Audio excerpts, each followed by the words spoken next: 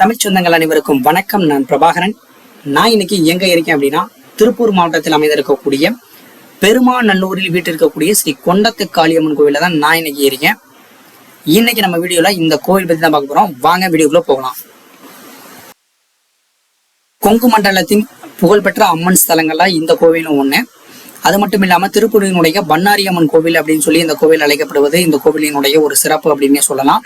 என்ன காரணம் அப்படின்னு எடுத்துட்டோம்னா, இந்த கோவிலையும் பண்ணாரியம்மன் கோவிலையும் ஒரே காலகட்டத்தில் தான் இந்த குண்டம் தீமிதி திருவிழா அப்படிங்கிறது வந்து நடைபெறும் அப்படின்னு சொல்லி சொல்லப்படுது. இந்த குண்டம் மற்றும் தேர் திருவிழா தான் இந்த கோவிலினுடைய மிக முக்கியமான நிகழ்வு அப்படின்னு சொல்லி சொல்லப்படும். அது வந்து பங்குனி மாதத்துல தான் ஒட்டி நடைபெறும். இந்த மாதம் தான் நமக்கு வந்து பார்த்தோம்னா பங்குனி மாதம்.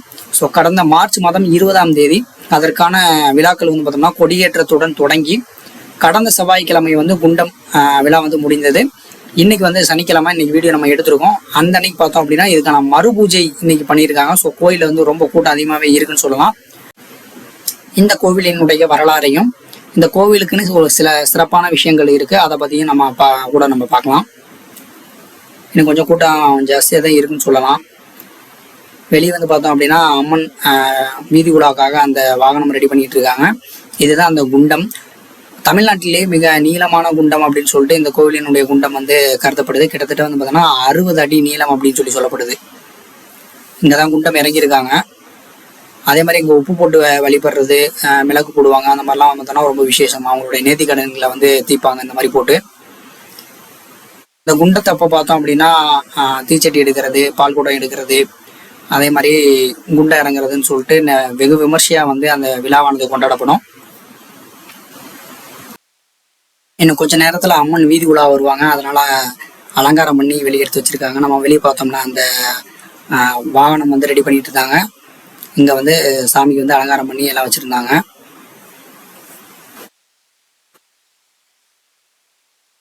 ரொம்ப அருமையா அலங்காரம் பண்ணி வச்சிருக்காங்க. இன்னும் கொஞ்ச நேரத்துல அந்த நிகழ்வையும் கூட நம்ம வெளியே போயிட்டு பார்க்கலாம்.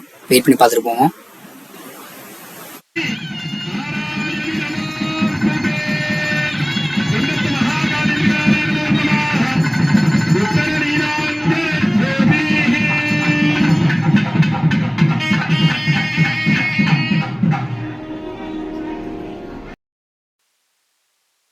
இந்த கோவிலினுடைய வரலாறை பார்க்கலாம். இந்த கோவிலினுடைய வரலாறு அப்படிங்கிறது வந்து கிட்டத்தட்ட 1000 ஆண்டுகளுக்கும் முற்பட்டது அப்படின்னு சொல்லி சொல்லப்படுது. ஏன்னா இந்த கோவில் வந்து 1000 முதல் 2000 ஆண்டுகளுக்கு இடைப்பட்ட காலத்துல கட்டியிருக்கலாம் அப்படிங்கிற ஒரு நம்பிக்கை இங்க இருக்கு. அதாவது சேர மன்னர்கள் காலத்துல இந்த கோவில் எழுப்பப்பட்டிருக்கும் அப்படின்னு சொல்லி நம்பப்படுது. சேர மன்னர்கள் வந்து மற்ற நாடுகளோடு போருக்கு போகிறதுக்கு முன்னாடி எப்பயுமே வந்து நாங்கள் ஜெயிக்கணும் அப்படிங்கிறக்காக என்ன பண்ணியிருக்காங்க அப்படின்னா அவங்களுடைய குலகுருக்கள்கிட்ட வந்து ஆலோசனை கேட்குறாங்க. அப்படியே அவங்க கேட்கும்போது அவர் என்ன சொல்றாரு அப்படின்னா, நமக்கு வந்து படைப்படம் மட்டும் இருந்தா பத்தாது, காளியினுடைய அருளும் தேவை. அதனால ஒரு கோவில், காளிக்கான ஒரு கோவில் அமைச்சு அங்க வந்து குண்டம் ஏந்தி, அதாவது அங்க வந்து அந்த குண்டத்துல வந்து பலி கொடுக்கணும். பலி கொடுத்தோம் அப்படின்னு சொல்லிட்டோம்னா நமக்கு வந்து வெற்றி தான் கிடைக்கும் அப்படின்னு சொல்லி அவங்க ஆலோசனை கொடுத்துருக்காங்க. அதை வச்சு சேரர்களும் வந்து பார்த்தோம் அப்படின்னா இந்த இடத்துல காளிக்கான ஒரு கோவில் அமைச்சு அவங்க எப்பெல்லாம் போருக்கு போறாங்களோ அதுக்கு முன்னாடி வந்து பார்த்தோம் அப்படின்னா இங்க வந்து பலி கொடுத்துருக்காங்க. குண்டத்துல வந்து பார்த்தோம்னா அந்த யாகம் வளர்த்து பலி கொடுத்த நிகழ்வு வந்து நடந்துட்டு இருந்திருக்கு. அதை தொடர்ந்து வந்து பார்த்தோம் அப்படின்னா அதுக்கு அடுத்து வந்த மக்களும் வந்து தங்கள் பிரார்த்தனைகளை வந்து நிறைவேற்றி தரணும் இந்த அம்மன் அப்படிங்கறக்காக குண்டம் இறங்குறத வந்து வழக்கமா வச்சிருந்துருக்காங்க. இந்த மாதிரிதான் வந்து பார்த்தோம்னா இந்த கோவில் வந்து குண்டம் இறங்குறது அப்படிங்கிறது வந்து ரொம்ப பிரசித்தி பெற்றதா ஆயிருக்கு. இதான் வந்து பார்த்தோம்னா கோயில்ல சுத்தி அப்படியே இருக்கும். நம்ம முன்னாடி வந்து பார்த்தோம் அப்படின்னா நமக்கு ஒரு விநாயகர் சிலை இருந்தது. அதை ஒட்டி வந்து 7 கன்னிமார்கள், சப்த கன்னியர்களுக்கு ஒரு சின்ன கோயில் மாதிரி வைத்திருந்தார்கள். அதுக்கு பிறகு வந்து பார்த்தோம் அப்படின்னா ஊர் தெய்வங்களுக்கும் சிலை இருந்தது. அடுத்து நம்ம பார்க்க போறது ஒரு சிறிய சன்னதி ஒன்று இருக்கு. அது வந்து முத்துக்குமார சுவாமி அப்படின்னு சொல்லி ஒரு சின்ன சன்னதி இருக்கு. அதை பெரும்பாலானவங்க என்ன சொன்னாங்க அப்படின்னா அது வந்து ஒரு முருகன் சன்னதி அப்படின்னு சொல்லி சொன்னாங்க. அது மட்டும் இல்லாம முருகப்பெருமான் வந்து தன் பின்னாடி இருக்கக்கூடிய வாழை எடுக்கிற கோலத்துல இந்த ஒரு இடத்துல தான் இருக்காரு. இந்த ஒரு கோயில தான் இந்த மாதிரி ஒரு தோட்டத்துல இருக்காரு அப்படின்னு சொல்லி சொன்னாங்க நிறைய பேர். நானும் படிக்கும் போதும் பார்த்தோம்னா அப்படிதான் படிச்சிருந்தேன். பட் இன்னொரு இதுல புது தகவலா என்ன கிடைச்சிருந்தது அப்படின்னா இந்த சிலை வந்து காஞ்சிபுரம் மாவட்டத்துல பிறந்த யோகி முத்துக்குமார சுவாமி அப்படிங்கிறவரோடது. அவர் வந்து பார்த்தோம்னா 300 வருஷத்துக்கு முன்னாடி காஞ்சிபுரத்துல பிறந்து அங்கிருந்து கொங்கு நாட்டுக்கு வந்து ஆன்மீக திருப்பணிகள்ல வந்து ஈடுபட்டு இருந்திருக்காரு. அவரோட நினைவா அவரை வந்து கடவுளா மக்கள் வணங்குறாங்க அப்படிங்கிற ஒரு தகவலும் வந்து கிடைச்சிது. அவர் முருகப்பெருமானா இல்லை யோகி முத்துக்குமார சுவாமியா அப்படிங்கிறது சரியா தெரில. முன்னாடி இருக்கதான் மூலவர் சிலை. நம்ம கோயிலை சுற்றி வந்துட்டோம். இதுதான் மூலவர். 8 கைகளோட இந்த அம்மன் வந்து பார்த்தோன்னா காட்சியளிக்கிறாங்க. அது மட்டும் இல்லாமல் காளி, லட்சுமி, சரஸ்வதி அப்படின்னு சொல்லிட்டு 3 அன்னையர்களினுடைய ஒரு சொரூபமாக வந்து இங்கே இருக்கக்கூடிய கொண்டத்து காளியம்மனை வந்து காட்சியளிக்கிறாங்க. இந்த கொண்டத்து காளியம்மன் அப்படிங்கிறவங்க வந்து பார்த்தோம்னா 7 சகோதரிகளோடு உடன் பிறந்தவர் அப்படின்னு சொல்லப்படுது. இப்போ நம்ம பார்த்துட்டோம் அப்படின்னா சப்த கன்னியர்கள் அப்படிங்கிறது 7 பேராக இருப்பாங்க. அதே மாதிரி வந்து பார்த்தோம்னா மாரியம்மன் அப்படின்னு எடுத்துட்டோம்னா அவங்களோட 7 பேர் வந்து பிறந்திருக்காங்க அப்படின்னு சொல்லி நம்பப்படும். அதே மாதிரி இங்கே இருக்கக்கூடிய கொண்டத்து காளியம்மனும் 7 சகோதரிகளாக பிறந்தவர்கள் அப்படின்னு சொல்லப்படுது. இந்த வெளியே நமக்கு இப்போ தயாராகிடுச்சு, வாகனம் வந்து தயார் பண்ணிக்கிட்டு இருக்காங்க. அதையும் பார்ப்போம். இந்த குண்டம் தேர்வுல வந்து தொடர்ந்து நடைபெற்றுட்டு இருக்கும்போது ஒரு சமயம் என்ன ஆயிருக்கு அப்படின்னா, ஆங்கிலேயர்கள் காலத்துல அவங்க பார்த்துட்டு இந்த மாதிரி இறங்கக்கூடாது அப்படின்னு சொல்லி, அதாவது மக்கள் இந்த மாதிரி இறங்குறது வந்து ரொம்ப ஆபத்தானது அப்படின்னு சொல்லி தடை போட்டிருக்காங்க. குண்டம் இறங்குற அப்ப வந்து பார்த்தோம் அப்படின்னா தடை போட்டிருக்காங்க.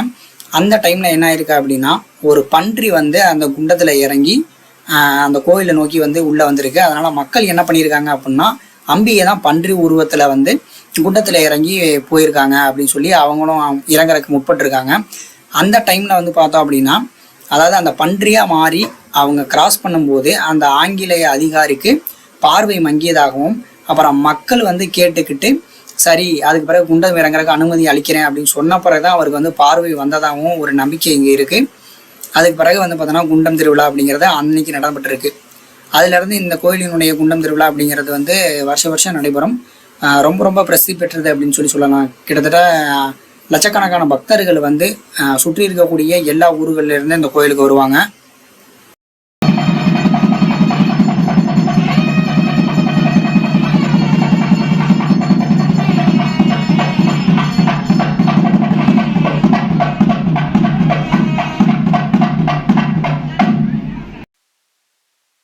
இந்த கோவிலினுடைய தலவிருச்சம் அப்படிங்கிறது வேப்ப மரம். அதே மாதிரி தீர்த்தம் வந்து கிணற்று நீர் இருக்குது. இந்த ஊரினுடைய புராண பெயர் அப்படின்னு எடுத்துட்டோம்னா அது வந்து பெரும் பலனம் அப்படின்னு சொல்லி அழைக்கப்படுது. பலனம் அப்படிங்கிறது வந்து வயல்வெளியா இருக்கும். அதாவது மிகப்பெரிய அளவில் வயல்வெளியா இந்த இடம் இருந்தது அப்படிங்கிறதுனால பண்டைய காலங்களில் இந்த ஊர் வந்து பெரும் பலனம் அப்படின்னு சொல்லி அழைக்கப்பட்டிருக்கு. அதுக்கு பிறகுதான் நமக்கு வந்து பார்த்தோம்னா பெருமாநல்லூர் அப்படின்னு ஆயிருக்கு. அதாவது பெருமலனம் அப்புறம் பெரும்பலனாபுரி அப்படின்னு இருந்துட்டு அதுக்கு பிறகு பெருமாநல்லூர் அப்படிங்கிற பேர் வந்து இந்த ஊர் பெற்றிருக்கு. நம்ம சாமி கும்பிட்டு வெளியே வந்துட்டோம். இது பக்கத்துலேயே வந்து பார்த்தோம் அப்படின்னா நமக்கு முனீஸ்வரன் கோயில், ஒரு சின்ன கோயில் இருக்குது. இந்த கோவிலினுடைய திருவிழா ஒட்டி வந்து பார்த்தோம் அப்படின்னா இந்த ஜெயின் வீலு, சர்க்கஸ் அந்த மாதிரி நிறையா விஷயங்கள் வந்து வெளியே போட்டிருக்காங்க. குழந்தைகள் விளையாடி மகிழணும் அப்படின்னு சொல்லிட்டு நிறையா வந்து பார்த்தோம்னா பண்ணியிருக்காங்க. குடும்ப பிரச்சனை தீர்வு காண்பதற்காக இருக்கட்டும், குழந்தை பாக்கியம் கிடைக்கிறதுக்கு, விவசாயம் செழிக்கிறதுக்கு, தோல் சம்பந்தப்பட்டமான நோய்கள் நீங்கிறதுக்கு அப்படின்னு சொல்லிட்டு இந்த கோயிலில் கேட்டது எல்லாமே கிடைக்கும் அப்படிங்கிற நம்பிக்கை இருக்குது. அதே மாதிரி ஆல்ரெடி நம்ம பார்த்த மாதிரி குண்டம் இறங்குதல், அக்னி சட்டி, பால் குடம், அங்க பிரதர்ஷனம், அப்புறம் குண்டத்தில் வந்து பார்த்தோன்னா உப்பு மிளகு கரும்பு போட்டு வழிபடுறது, இந்த மாதிரிலாம் வந்து பார்த்தோன்னா நேர்த்தி கடனாக இருக்குது.